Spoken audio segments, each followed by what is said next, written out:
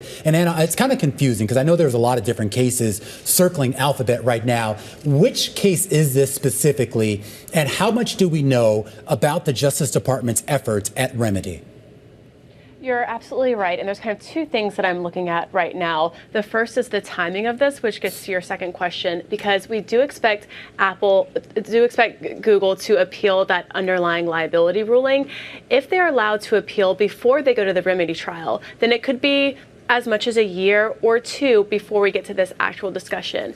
If that appeal is left until after the remedy discussion, then we expect to see a proposal from the Justice Department much sooner. So one thing that we're watching is the timing. The second thing that you also mentioned is the number of complaints facing Google right now. This is a case that was filed during the Trump administration that has just gone to trial. So if there's not a structural remedy that's actually achieved in this case, there could be another chance for the Justice Department to seek a structural remedy in the next case, which has to do with Google's ad tech business. So like you said, definitely a few things facing Google right now, and a few opportunities for the Justice Department to look at Google's underlying business model. And again, this is based on your reporting so far, so I'm curious to hear what specific remedies are under consideration, or at least being bandied about as possibilities here.